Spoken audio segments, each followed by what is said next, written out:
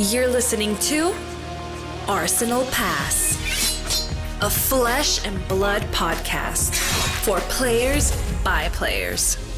And all about strategy, leveling up, and the latest news in the world of Wraith. Welcome to Arsenal Pass. Hello everybody and welcome back to Arsenal Pass. Chain, Starvo, Original Prism. These are names that we know, infamous names in Flesh and Blood. Some of the most powerful decks in Flesh and Blood that have since rotated out of the classic constructed format are now in Living Legend. Hayden, do you believe that Zen is destined to join them quickly? Maybe. Is it going to be... I thought KO, everyone was on the race for KO, right? KO is going to be the first to turbo its way to Living Legend. Yeah, KO's the most powerful middling deck that's ever existed. It's super powerful. The math is there. We all know that. And I think at one point it was the best deck. But it wasn't blowing other decks out of the water. And it definitely wasn't doing it in a cute way, right? You weren't seeing something happen and being like, that's busted. It was more accruing value consistently over turns. Yeah, just consistent. Yeah. Consistently good damage. And I think for KO's sake, right, it was in a... KO, in terms of its majority of Living Legend points, right, came in a format that was kind of a little bit lower in power, and maybe we're past that point, right? And maybe Zen Enigma knew we're ushering in a new level of power to class constructed. Yeah, would you call it Tales of Aria 2.0, the set, or Monarch 2.0? No, I wouldn't. No, I think it's quite different. you tried to bait me with that one, didn't you? Maybe. It's look, I think, this set, it was always going to be, I think, a powerful set. It's the first set printed in Japanese. It's the first introduction to the Japanese local market, which is a really big market for Flesh and Blood, and they couldn't risk having a set that was low power, right? So I think it was always going to be of a decent to high power level, and we know it was a point in time for the game, and I think these three heroes are pretty good. Yeah, and I think we've discussed it on the pod as well. I'd rather them have sets like this than a string of sets like we had before this. So you've been preparing for Australian Nationals, which is upcoming. Yep. How has preparation been going for you?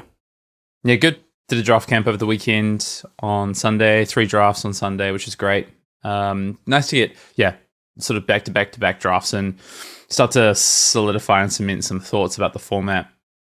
Test some of the theories I have in terms of maybe what I want to do in Limited, but also try some other things that maybe are things I thought might not be good enough, and just check them into kind of some of the best players in the local area. So that was good. A few drafts in there. And then, just playing CC, trying to land on a deck. I don't know what I'm going to play yet. I thought I was like pretty close to locked at one point. Was just going to kind of fall back to one of the top 3 decks, I think. But honestly, this format is kind of evolving a lot, I think. And the dynamic that I think Zen is kind of like the center of the dynamic in this format, honestly, like as much as whether it's one of the best decks of all time, whether it's actually that powerful, whether it's actually that broken, or it's just a really, really good deck, I don't think it kind of matters. I just think it is kind of the dynamic of the format. I think Zen is going to be highly played, as it should be, because it's super straightforward. It's a very good deck. It's very powerful. So I think that's defined a lot of my testing in the last 2 weeks. And I still don't have like a clarity on what I want to play, honestly. And there's so many decks that I think are viable, actually, which is quite interesting. Well, either there's a lot of decks that are viable, or there's only one deck that's viable. I think that's my answer right now. So we've heard you talk about it a lot on Arsenal Pass over the years. You have an ideal testing schedule and cadence, and a cadence in which you lock your deck at a certain point. I'm assuming we are past that point. How comfortable are you feeling for the tournament because you haven't been able to lock in on a class constructed deck and maybe practice more draft? This weekend would have been the time that I would generally lock in this. So basically, as we record 3 days ago, which I actually was, I think, on track to do, and then have decided to just kind of do away with that idea because there's a US Nationals happening this weekend, basically. So my thought would be from US Nationals and the calling coming up this weekend, well, first weekend of Nationals, effectively, we get a lot of information about a really new format. We got a Command&Cookout question about this, actually, but I think that really helps drive kind of... So usually hitting to like a Pro Tour or something and deciding when to lock really revolves around events in the lead up. So usually like I'm trying to lock 3-ish weeks ahead of the event, but there's usually not anything after that. It's usually just straight into the Pro Tour. So you don't have events that can dictate maybe what the metagame might show up like. So I think it's a little bit different because we head into the first week of Nationals this weekend, and with US Nationals in the calling, it's obviously a couple of big major events, but also a few other Nationals around the world. I think that gives you a really big data dump effectively that comes in terms of what the meta might shape out. Like I have my ideas about what the meta is going to look like here in Australia, right? But it might be wrong to a degree based on how people have been testing. And then the other thing that might happen as well is that there might be some changes in this weekend that dictates maybe audibles or slight changes of deck. Like it could change the meta up to like 20 to 25%, I think, for Australia, just based on what happens this weekend. So I think once this weekend happens, I'm going to be a lot more comfortable about locking a deck. I've played a lot of CC, so I actually feel pretty comfortable with any of the 4 decks I think I might play. Another bait question. Chances of an emergency ban suspended announcement? 0. In this, this is the way. I won't say 0. I'll say 1%. But the reason, the 1% is basically the thing that has to happen. I think is you have I assume you're talking about Zen, right? You have 8 Zen in the Nationals top 8 this weekend, or calling top 8 this weekend, or 7 maybe Zen this weekend, and it wins. And the reason I think it's actually 0% is because that just isn't going to happen. Zen just isn't that deck. Yeah. Do you feel comfortable not locking the deck when you would prefer to, but being able to make that decision with these sort of high integrity data points that are going to come from the calling? Like, does it just feel okay to miss that deadline because you're going to have these good touch points? Yeah, it does. I wouldn't do it. I think I want to steer away from it otherwise, but I think in this instance, I feel really comfortable with it. The other thing as well, I think, is that I've been able to play a bit more draft as well. So do draft earlier, then focus on CC maybe slightly later. It always feels like a friggin' rush the last 3 days, right? Especially if you're not playing a lot of Flesh and Blood in the last 3 days before an event, of nailing down sideboard plans and all this stuff. And I never enjoy that part of, honestly, I never enjoy that part of event preparation. I always wish I was more prepared than I am. And I always reflect of I wish I just locked the deck earlier. But actually, sometimes I think that, and then I reflect a bit deeper on that and realize that if I did, I would have definitely played the wrong deck. And that would have been significantly worse than maybe missing a fringe matchup or two. So I feel like I've accepted it as part of the process that there's going to be a level of crunch, and that there are a lot of these goals when it comes to truly locking on a deck and kind of being able to rest, they're not realistic. And I find that if you are, at least in my experience, if I have been able to lock a deck super early, it actually kind of correlates to me caring less about the tournament. When I'm super invested in the tournament, there's just always a 1% edge, or, to be gained, to be found somewhere. And it leads to that sort of last minute prep. Not necessarily swapping the deck last minute, but we're stressing. And I feel like you just have to embrace the stress as part of the experience and try to find a way to enjoy it. Because honestly, there's just not a lot of other things in my day-to-day life that give me that level of stress. And I think you can shine it in a positive light. Obviously there's bad stress and good stress, but if you shine it in a positive light, it's there's not a lot that gets you riled up and gets you that sort of intellectually engaged. So just it is what it is. Just embrace it. You're definitely opposite to me. What's the TLDR on the draft format for you? If you could sum it up, just super quick. You think all 3 heroes are equally playable? Is there one strategy that's kind of pulling out ahead of the others, or no? I don't think there's one strategy that's pulling out ahead of the others. I think my reflections on draft is that new can be tougher, honestly, to be the best deck at the table. And so my view is that a 3-3... We talked about this with Matt last week, actually. We had pretty similar views. A 3-3-2 with new probably being the 2 is often going to be correct, I think. But actually what I kind of found over the weekend, doing a lot of in-person drafts, is that the power level and the quality of cards for any given hero, or even some of the generics, can actually vary a reasonable amount box to box. And I think the equipment are really important as well. They can really... So for something like new, for instance, if you have 3 stilettos at a table, I think 3 new being supported is a real thing. Whereas if it's 1 to 2 stiletto, usually 2 stiletto, I think honestly that third new is going to often struggle. So that's kind of my view on it a little bit. I think when it comes to Enigma and Zen, I think they can often support 3, but sometimes just card quality. Sometimes each of those heroes can only really support 2, and sometimes they can support 4. I think so. That's kind of my view on the format. I think it's pretty dynamic, actually. Yeah, that's kind of interesting when you talk about the card quality supporting X or Y, because, previously at these World Championships and Pro Tour events, we've had the mixed packs, and it has led to variabilities in card quality at different tables, which might allow for certain strategies to exist when they otherwise couldn't. That is a niche scenario. I'd say that's more of the exception than the example, but it is definitely a thing. Does that play into your strategy at all? I know it might not be relevant for Australian nationals, but do you ever consider something like that now that we've had it kind of repeated over and over again at events and we've seen it actually impact the draft experience? Just focus on draft fundamentals, Brendan. I don't know what you're talking about. Just what is fundamentals? I would simply just get better at limited, Hayden. Yeah, I mean, no, not really, because I think, how do you know what that's going to be? So you're referring to, right, a lot of Pro Tours, we have a mix of like Belgium and Japanese packs, or even cards within made-up packs, effectively. Exactly. It couldn't even be print runs. It could be the same print run, but they've mixed cards. It's hard to know what they actually do, right? And that's the thing. Like, I don't know. Who knows what they do, right? So, in theory, it should correlate roughly to probably normal. I know people will come out and be like, "Oh, I had a draft with this at Pro Tour. I had a draft with this at Pro Tour." Like, yeah, these like anomalies and exceptions are going to happen, but for the most part, I think it's going to correlate to the average of what you would get a pack from any of those print runs. Like one of the drafts, like the pack, I had pick one on Sunday, and I just had like two of the same really good class common in the pack, and I was like one was foil and one was non-foil.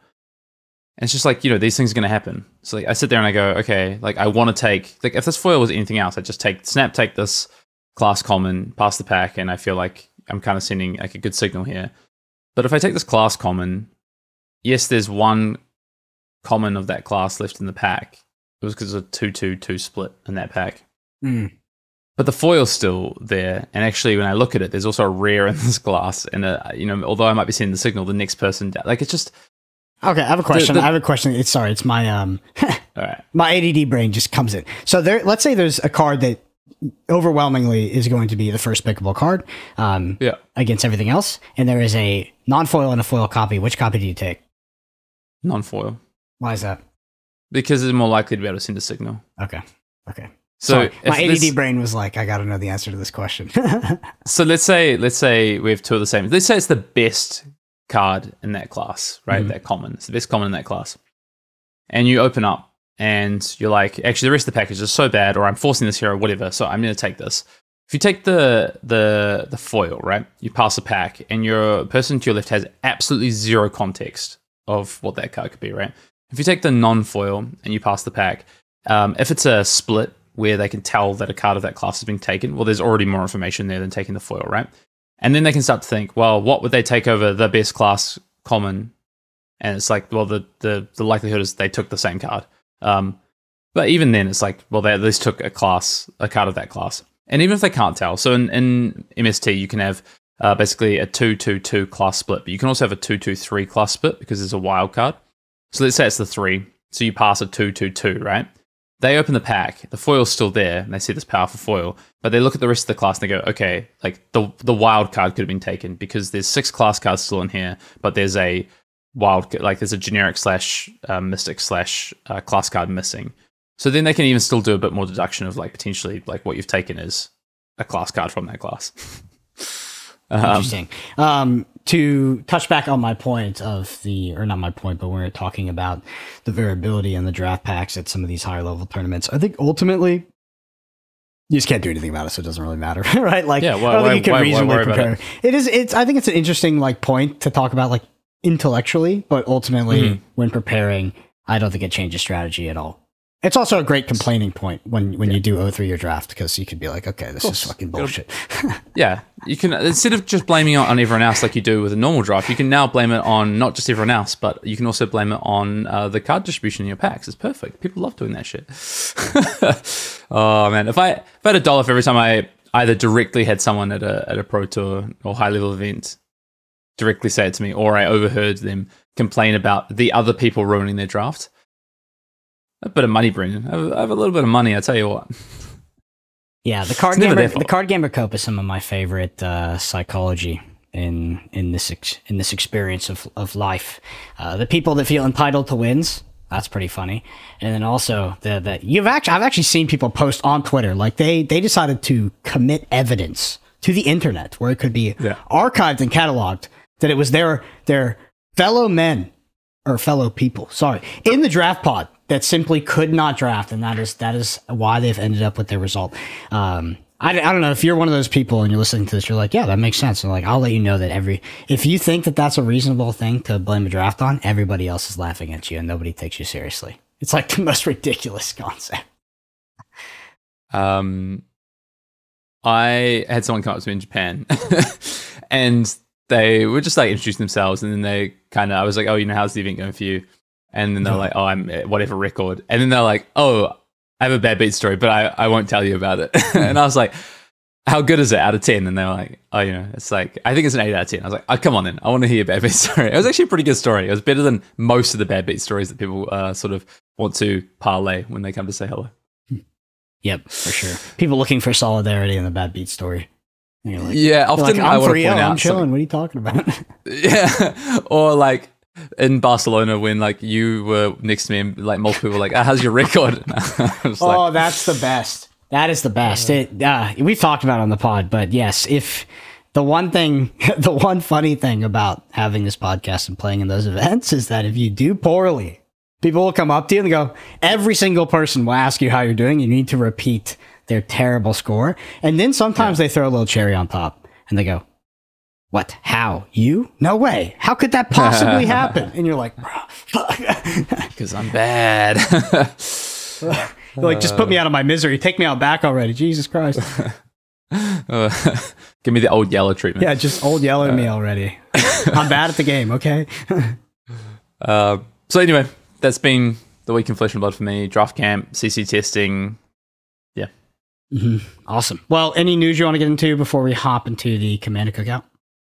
No, I think it's pretty light on news this week. I think just shout out to look out for national streams this coming weekend because there will be a few. There is, nationals in Minnesota. Is that right? I don't know. Minneapolis.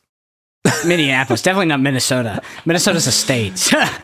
That'd be not super specific. Okay. Yeah. Well, I don't know what US nationals is. So I'm not going. Well, I don't think a lot of people in the US know where Minnesota is. So, to be fair. Oh, I know where Minnesota is.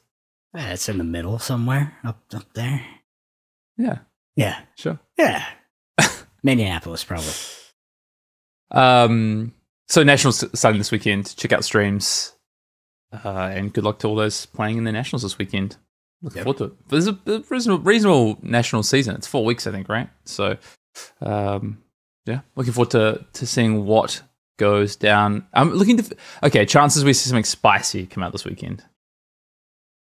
I don't know. What counts as spicy, right? Does like Charles Dunn on Fatigue Briar count as spicy, or is it just like... No, that was pretty spicy. I feel like in modern day Flesh and Blood, that was pretty spicy.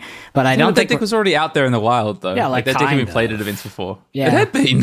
Not much. I think it was decently innovative. But no, spicy? No spice. Flesh and Blood, I think, has lost its appetite for true spice. It seems to be a thing of the past. I think if any weekend it happens, it's this weekend, honestly. Well, I think more likely than in the past 2 years, I think almost. Well, speaking of spice. Because I think there's stuff out there. I think there's some stuff out there. Speaking of spice, let's throw some on those shrimpies, hit the Barbie, and go to the Command&Cookout. If you want to get your question read out on next week's podcast, shoot us a comment on YouTube. We'll get it queued up. Command&Cookout here comes from Donald Duty. Command&Cookout. Would you rather play in an event where you're in early meta, such as US Nats, or a more developed metagame, such as AUS Nats? Will presumably be. Also, Hayden, will you come drinking at the Brisbane Botanical Gardens with us? The what gardens? Botanical Gardens. It's like every place has got that. I'm assuming there's like a bar there or a beer garden. They're not just like grabbing some 40s and going out to the old garden. Maybe. Surely it's Donald Odie as well. But no, it's definitely Donald Duty. Okay. What do you start? Would you rather play an event where you're the early meta or more developed meta? More developed in Flesh and Blood. I think it's a lot more.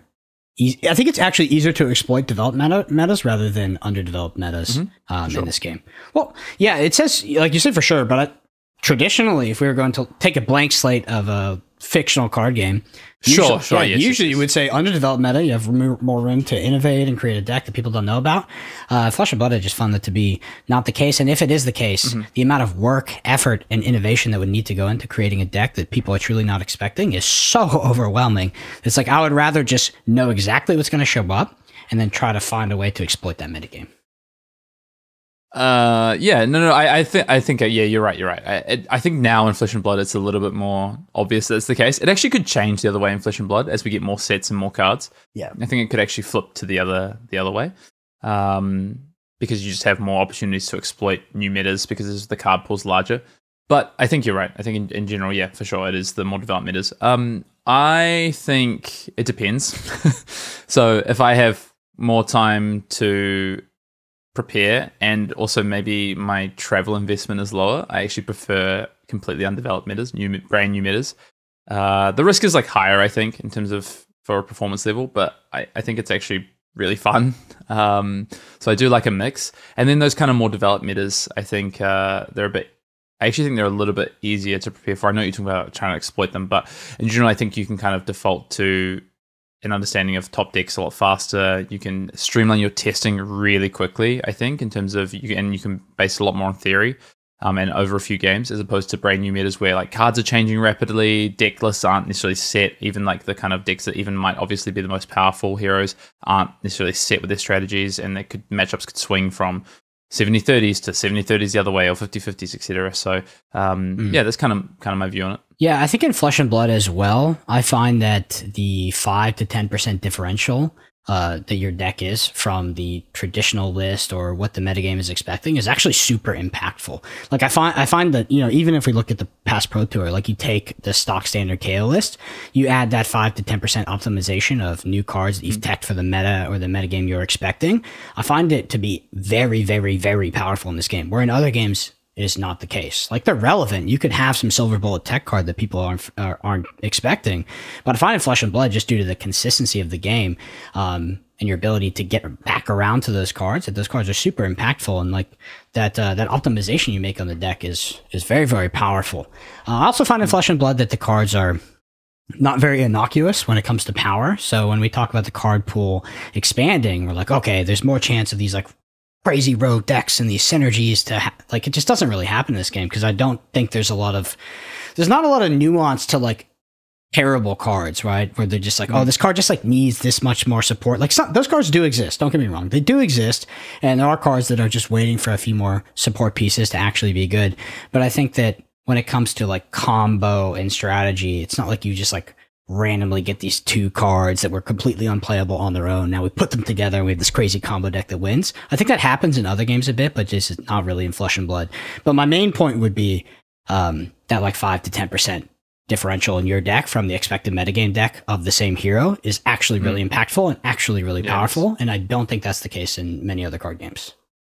I do think as the card pool grows, that thing you're talking about, the kind of chances of these cards being printed that interact with a card that was kind of left behind, it does increase. It honestly does. Like it is. Whether it's, that's a fact. Like it does increase. Yeah. Whether it's 0.5% or it's like 5 or 10%, that's a different story. But it does happen. So we'll see. I think that I really find it interesting when you walk into, basically, if we translate this question, this is a question people are going to have to ask themselves this weekend, I think, heading into US Nationals or the Calling or any Nationals this first weekend.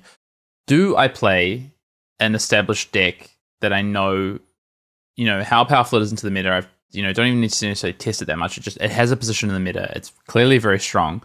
Or have I found something during my testing that I think is quite powerful? In my testing, it's powerful, but actually isn't established. And I'm taking a little more of a risk on, have people work this out? Do people know how to play against it? All these, XYZ questions.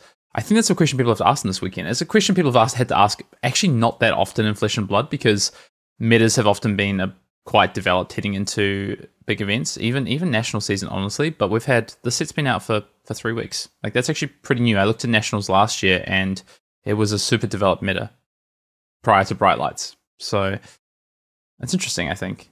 It's a question people have to ask themselves, I think. Like, are you playing something like a KO or Azalea because it's developed and powerful, or are you taking a punt on having the best Zen list as opposed to maybe having a slightly weaker Zen list, for instance, or even Nu or Enigma, or even maybe other heroes like Prism, for instance?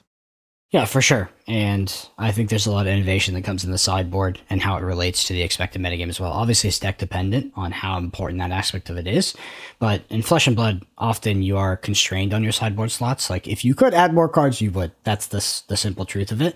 So your expected metagame is really important for tailoring your sideboard in a way that can actually deal with the matchups that you should run into or that you will run into. Yeah. Anyway, thanks for the question, Donald. I just want to thank. Oh yeah, last part of the question, right? Yeah, that's one of. The 40s in the garden. I don't know where the botanical gardens are. I'm hoping there's a bar there, and like Brendan says, it's not just a session on the lawn. But I don't know this person's name or this is a handle. Maybe I do know who they are. If you're a Queensland local, hit up Zach. Zach will message me and tell me where we're going for a drink. I'll come out. But if it's in the garden, I'd prefer it to be at a bar, please. Yeah, just walk around the venue and just be like, do any of you happen to know a Donald Duty? Donald Duty, anybody? All right. We're talking about Donald Odie? No. Thank you for the question, Donald. Or shall I call you Duty? Mr. Duty to you. All right. Oh my God. Yeah, if you want to get a question read on next week's podcast, just comment on YouTube. We'll get a cue for the Command&Cookout. Anyway, let's go into the main topic here. Jeez. Can't even keep it together. Is Zen broken? That's the topic, right? Is Zen broken? Is Zen broken? What does the data say? What do the objective results say?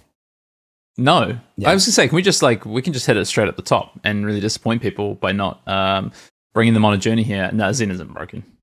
But is Zen the best deck in the format? Is doing 50 plus damage in a turn broken? So Brendan's referring to, if you didn't see, over the weekend, a lot of Battle Hardens and ProQuest Plus over the weekend. So we had wins for, well, actually, if you go back to week 1, so this is week 2 of MST Meta. If you go back to week 1, Zen takes out 2 ProQuest Plus wins, Enigma wins ProQuest Plus, Battle Harden win for Azalea, albeit I understand a reasonably small Battle Hardened, I think, at DreamHack. But week 2, you see Dash beats Zen in the Singapore Battle Hardened finals, and I think a reasonably sized Battle Hardened. But we see on stream in the semifinals, what Brendan's talking to, a 50 plus damage turn from Zen into Dory, just absolutely decimating that game immediately, which was quite interesting to see. There was a lot of cards on the table, Brendan. I don't know if you ever saw it or saw the screenshots people took of 20 cards on the table, whatever it was. Yeah, it was ridiculous. It looks like a Kano game. Yeah. But just more effective. More consistent. Also, the off turns aren't dog shit like they are in Kanos. 50. Don't you love when you do a 15 card Kano turn and then you deal 7 damage? Yeah, or I do my, okay, let's say at one point in the game, a Kano turn does happen to coalesce, but every other turn in the game, I'm going block, energy potion, time walk myself past, go ahead. That's way worse than doing 50 and also doing 15 on the other turns. Can be, yeah. Oh, yeah. It's a matter of opinion, but yeah. It's a matter of pilot skill. That's what I heard. So then you look at the rest of the weekend. Prism won a PQ Plus, actually. A PQ Plus, I don't know if you heard this, but Brody's mum top 8 at the PQ Plus, I heard. So it's cool. I saw that. Brody's mom is one of the few people that has actually beaten me in the state of Texas, to be honest. I was going to say. No, serious. Oh, yeah, no, you're like, holy shit. You're like, this is a long list, Brendan.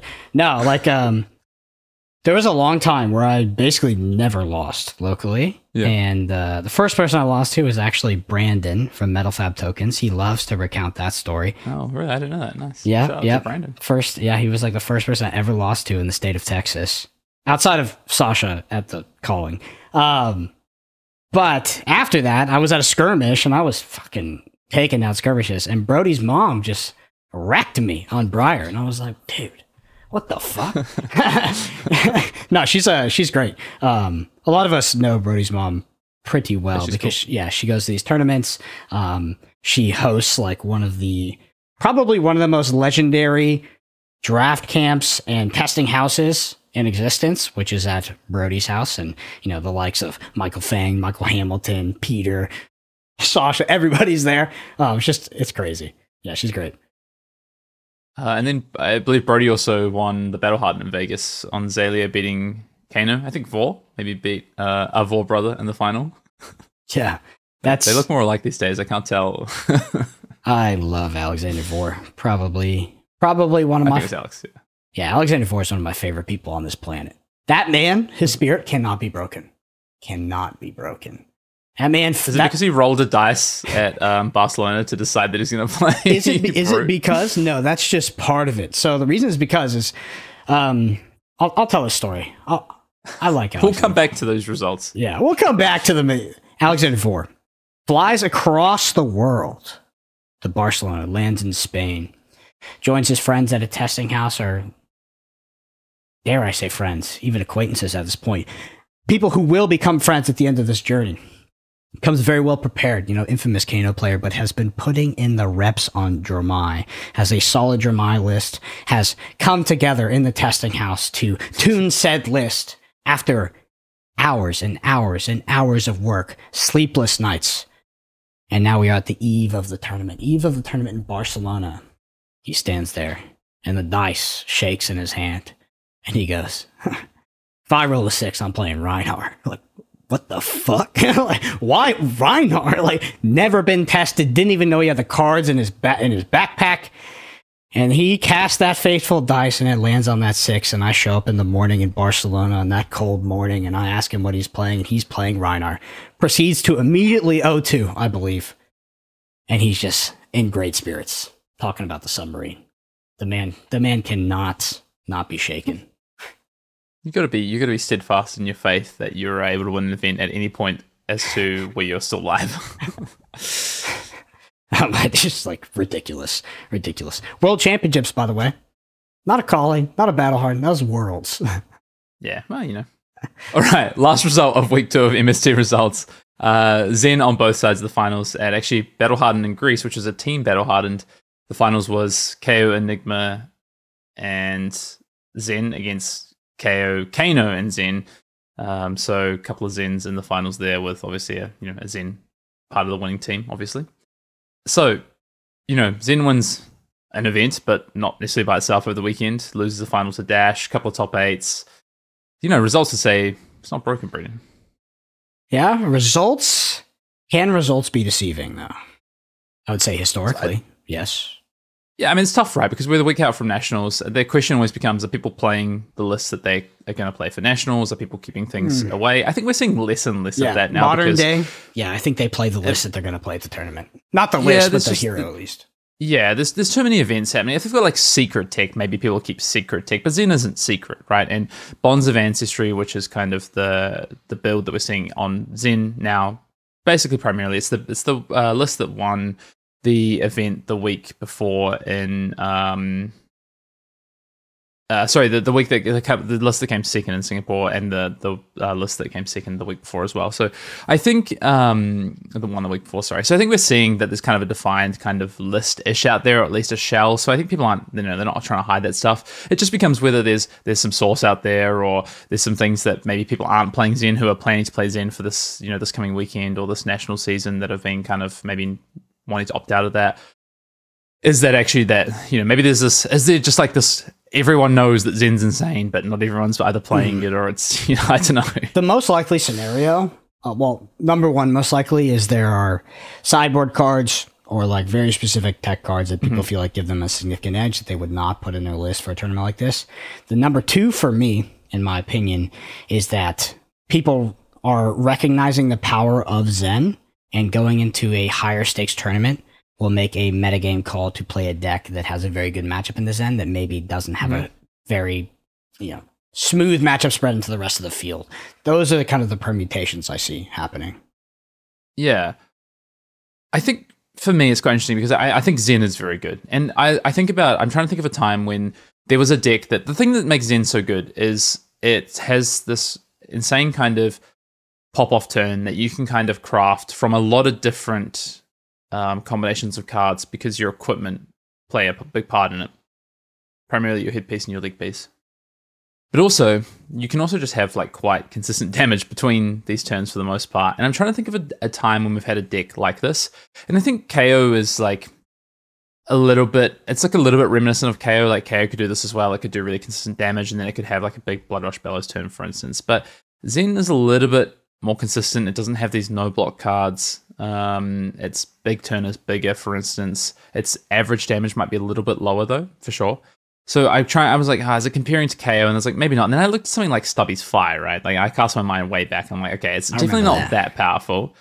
But is it as powerful as like a Little Fire, for instance, in terms of its consistency and its power level? And it honestly might be somewhere around there. And if that's the case, in terms of what Zen is in this format, I think it's really hard to not play Zen. Like either you have to think that consistency of power level is actually not there, which I think people are going to realize that it just is. Like this deck is going to consistently do well. It's not going to win every event, right? Because it has bad matchups and it has games where it's just not going to draw an Art of War early enough, or it's not going to transcend early enough, or whatever. And then it's going to lose races, for instance. So I think Zen is going to do really well. And I think if you look at win rate data for Zen over the season, I think it's going to be one of the best win rate decks. The thing that might knock that is literally people showing up, like you say, with decks to beat it, or with a lot of sideboard cards dedicated to it. But I think in general, that's still not going to matter. I think Zen's just going to have a really good win rate. So it becomes like, do you play this? Do you understand how powerful it is, and do you play it? Or actually, have you found something that just has a really good matchup into it and is still a good linear deck? Because what ends up happening at Nationals, realistically, is that the majority of the time, no deck is more than 20% played, if that, like even more than 15% played. Nationals generally has a more spread meta than Pro Tours, maybe slightly less than Callings. But you're kind of in that realm of people will play the things they like, people will play the things that they know well, people will play the heroes that they're kind of aligned with, more so than something like a Pro Tour. And so do you play a deck that, okay, I have a good matchup into maybe 2 of the top 3 decks, but the other third deck is a bit tough for me, and then I also kind of lose to some fringe matchups? I think it's a harder proposition at something like a National Championships than maybe a Pro Tour, where I think you can make a meta call a little bit more confidently. So I think Zen just becomes this like question of, it's really hard to not play something like Zen, or another deck that you think has a good matchup into Zen, but is also just linear powerful. Mm-hmm. So why not just play Zen? Well, like, do you think a lot of people? Would you say people sometimes trick themselves into not playing what is the best deck to try to get an edge on said best deck? So the thing about sideboard cards, yes. Sideboard cards and tech cards, this is obviously a sliding scale on how effective they are. Mm-hmm. Not really in Flesh and Blood do you have cards where it's like, oh, if I play this card, I just win the game against this specific thing. But in general, the sort of the fundamental of the theory is that you would rather be the person asking the question than the one answering the question. And that tends to, in my experience, hold true in Flesh and Blood. And I find myself to be a player that often tricks myself out of playing the best deck because I think I can get the edge. Problem with the edge usually exists and not the core of your deck. Sometimes it is. Sometimes you just like, I'm bringing the deck that has a great matchup in Zen. I'm going to gem format into it and I'm going to shit on it. But it's like, oh, I've got these extra tech cards in Zen. You have to draw them. You have to draw them, and Zen might just be a fundamentally more powerful deck than you. And yeah, just on average, maybe even if you're teched for it, you just lose. Yeah, it's funny coming from you, the Canada player, and thinking Oasis Respite's just broken, right? But the irony. No, but there's this kind of school of thought, right, which is maybe quite freeing, honestly, which is the agency that you have in the game is partly or fully an illusion to a degree, and that what you should really do is just play the best deck that has the best matchup spread, and you take your losses, right, when they happen, or people show up with all this hate, and if the hate is effective some of the time, and you get that some of the time in your games, and they get you, they got you, right, and move on with your life, you just force draft the best hero in Limited, and you just play it every time, and sometimes you'll get cut into a 4-person or 5-person pod of that hero. Sometimes you'll be one of 2 or one of 3, whatever, and you'll do what you're intended to do, and you just take it. You accept that there's variance, you just do the most powerful thing, and you take the variance under your arm. And I think that is quite a freeing kind of way to look at the game, and there's a few players who have done well at the top level who kind of think that way. And then there's kind of the opposite side, right, which is like, no, I'm going to find the spot, and I'm going to reduce my variance, and et cetera, et cetera. But reality is that you don't actually reduce your variance that much. You're still susceptible to what your matchups show up like, because even a lot of the time what they think about is like, I don't want to be at the mercy of how my opponent's deck plays out, right? Like, I don't want to be at the mercy of when they see their hate cards, etc. And so I would rather be at the mercy of like my deck and my play skill. But actually, what you're at the mercy of is just, does your deck do the thing that you're set out to do, because you're playing a deck that's fundamentally less powerful than the best deck.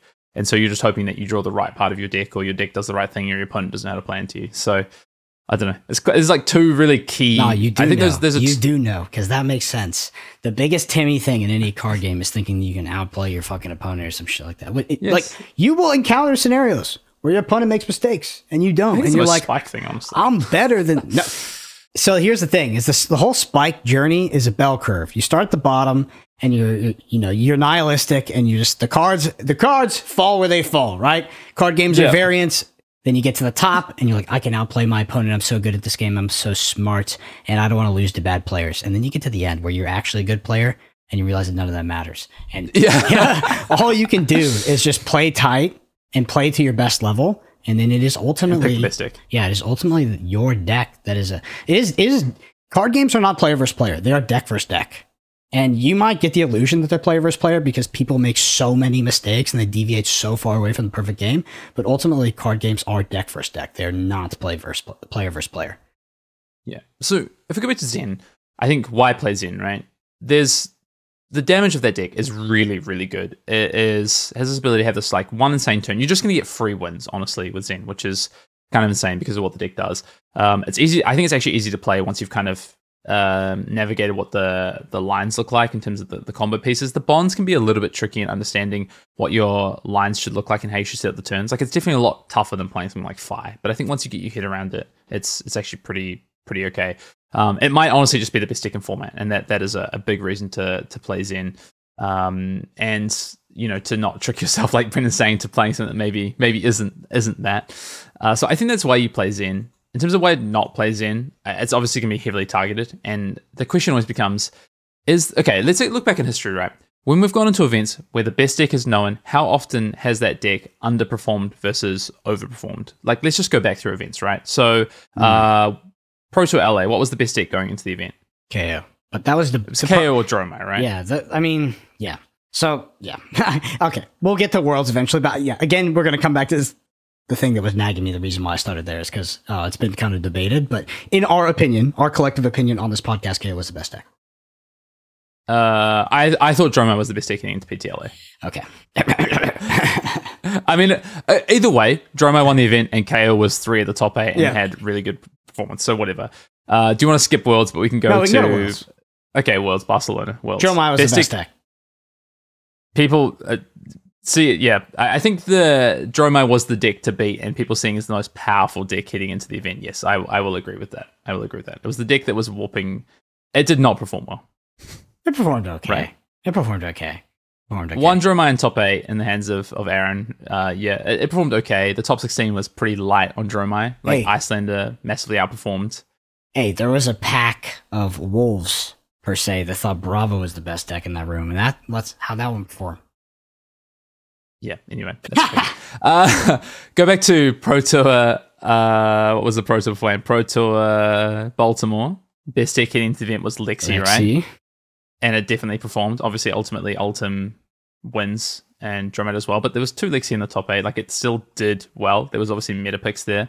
You go back to Worlds the year before, heading into that event. Icelander was the best deck. Okay. Kano top 16, mate. I don't know. Icelander and Fi, I think, were seen as the best decks. Fi maybe struggled a little bit, but Icelander did obviously perform really well and won the event, plus another top 8. So you can go back, right? PT Leal, Briar was seen as the best deck. Briar wins the event. So and does quite well in its top 8. PT New Jersey, Starvo best deck. Yeah, 3 of the top 8. Yeah, does well. But I mean, honestly, Starvo should have won that event. Like, not saying that Pablo should have won, but Starvo was broken. It was. So basically, I think we've got one event where you can look back on where you say, okay, the best deck in the format, or the perceived best deck or deck to beat, wasn't the one that either did well or won the event. And that's debatable about how good Dromai was heading into that event. So yeah, some people thought the best deck was Max Nitro. No, they did not. Some people thought it might be an interesting meta call. And then ultimately, only one person played it from that group. Yeah. Shout out to last week's guest, Matt Rogers, on that one. Taking one for the team there. Yeah, I mean, I ended up playing Barcelona Dromai, World's participator, Matt Rogers. calling Barcelona participator Matt Rogers also. Because, well, to be fair, most of us in that group did not do well, unfortunately. Anyway, yeah, so what we're talking about, why not play Zen? Right, okay, so that's the thing, right? How targeted is the best deck coming into the event, and how much does that matter? And I think if you look at, honestly, Dromai was actually a deck that if you targeted it, you could, or you had the right plans against, I think it was one of the most susceptible decks to that because of how it wanted to enact its game plan, how effective certain cards were, like poppers at the right time, etc. So I actually think that Dromai being the outlier of those kind of events that we just talked about actually makes sense to me. Whereas how the frig were you targeting Starvo? Yeah, okay, maybe it's Kano, but they show up with AB2, Spellboy 2 gloves. It was Prism, I think. Sure, but It did, but then you had to deal with the rest of the format. Just yeah, you got alive. absolutely freaking bodied by the rest of the format, and that's where the cope was. Is Prism? No Prism top 8'd that event. Yeah, I think Prism was a poor pick because Starvo, while being one of the most powerful decks we've ever seen, was like people were still there was a lot of chain showed up to that tournament, and the chain and Vis too, I think as well, and that matchup was just so free. Briar, yeah, Briar, mostly Briar, I think was the next deck, but yeah, and then. You know, if you look at things like Lexi, yeah, I just think that people were definitely showing up targeting Lexi, right? Like it was the best deck heading into Baltimore. People showing up targeting it. Yes, it doesn't win the event, but it does very well. You look at, like we just talked about LA, right? Like KO, best deck in format, people were trying to target it. All these people playing Warriors and making these calls. And yeah, like those, 2 Warriors in top 8, right? Like it did perform. But I think basically what I'm getting to is that if you have the best deck in the format, and it's clearly powerful and people can target you, yes, they can, but it's not always going to work, right? I think what you need to take a step back and say is like, how are people targeting me and how effective is that targeting? Like if it just completely shuts me down or does such a big impact, has such a big impact like things did on Dromai, for instance, then yeah, like maybe you need to start considering, is that the right call? But when it's pretty minimal and it might be they cards line up on the right turn here, like if it's snag versus chain level, you know what I mean? Like I'm snap playing that. I'm snap taking that. Yeah, for sure. There was I can give you a call back to I went to the calling Indianapolis. I was playing Prism and show up on the day and it was like, oh, Tarek and all these fucking Canadians have some tech for Prism for the Starvo match. I'm like, what? Like what could it be? Like end up being like Call the Ancients or something. Or some shit like that. I don't even know what that is. What is that? It's the one that like blows up your equipment. It's like a weird card. I don't know. Maybe I'm getting the name completely wrong, but it's some instant card that blows up equipment. Yeah. Are you talking about it's something the Ancients. Expose the Elements? Expose the yeah. Call the Ancients. Yeah. Nice. Yeah, and you can just play around that card. You do lose value playing around it, but yeah, it's not that effective to be honest. Yeah. Those are the examples, right? Just a couple other reasons why not to play Zen. It can definitely run out of damage after the pop-off turn. I think fatigue into Zen is actually potentially a real thing, as long as you have disruption to go with it. Kind of reminds me of the Ult and Lexi matchup a little bit from kind of this time last year when we went to Singapore with the Ultim deck. The meta might shift to adapt to some degree, right? Like there is definitely bad matchups out there for Zen. There's decks that can actually like race you or have just... What? Give some specifics. I think Dash is good into Zen. Okay, I think it can race you and it has old Sammy Sutherland's well positioned for a... he's going to be feeling pretty good for Australian National, I'm sure. I think so. Better than Worlds probably. Better than LA, sorry. You've got... I Prism might be good, honestly, into that matchup. I think that depends on how maybe the Zens adapt the other way.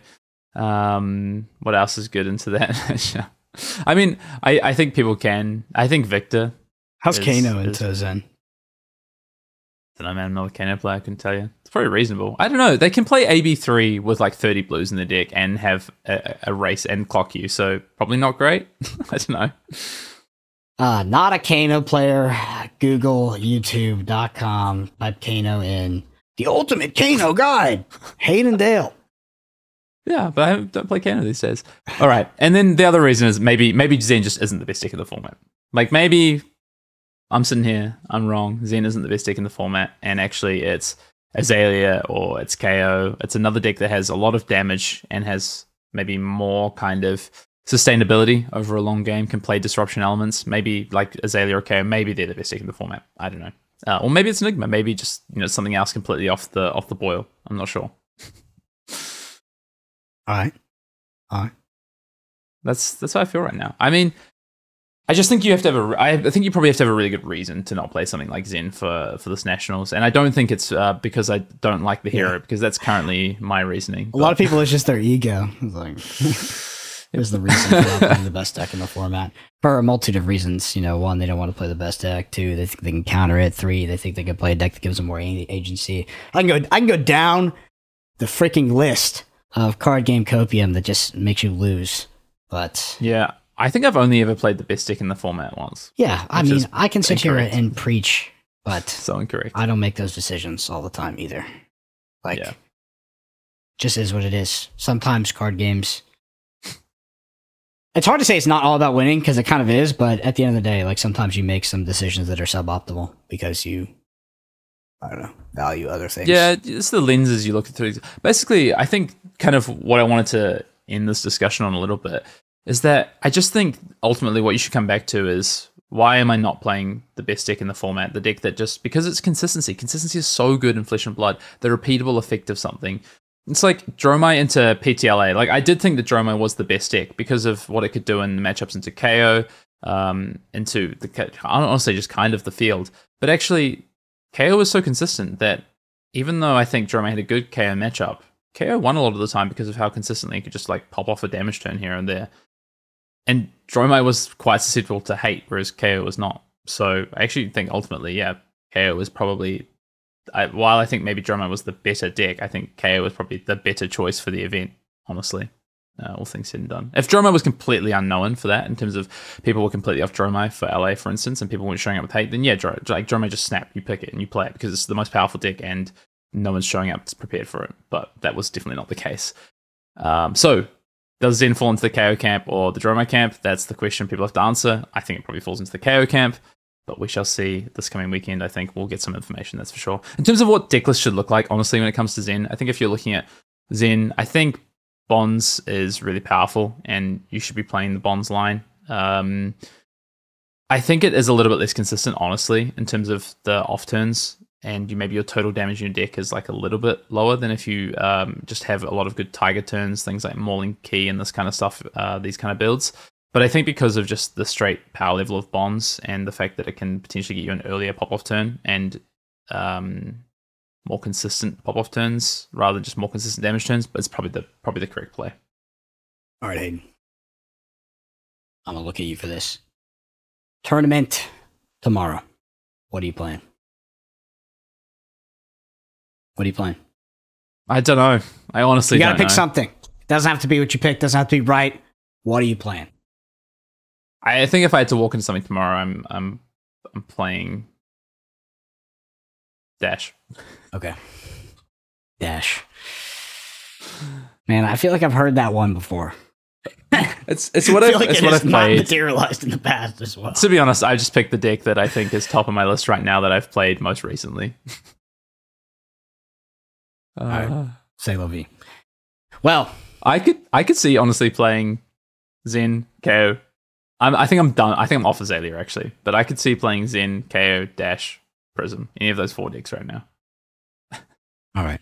Well, if you enjoy this podcast, number one thing you can do, leave us a review on Apple Podcasts or Spotify. Twitter's at Brendan APG, Finn_Dale. Shout out to all the Arsenal Pass patrons. And Hayden, good luck in your preparation. Good luck at your nationals. Good luck to everybody listening. If you are participating in nationals, let us know what you're playing. If it's not a secret, let us know if you think Zen is the best deck in the format. And thank y'all so much for listening. We'll see you next week. See ya.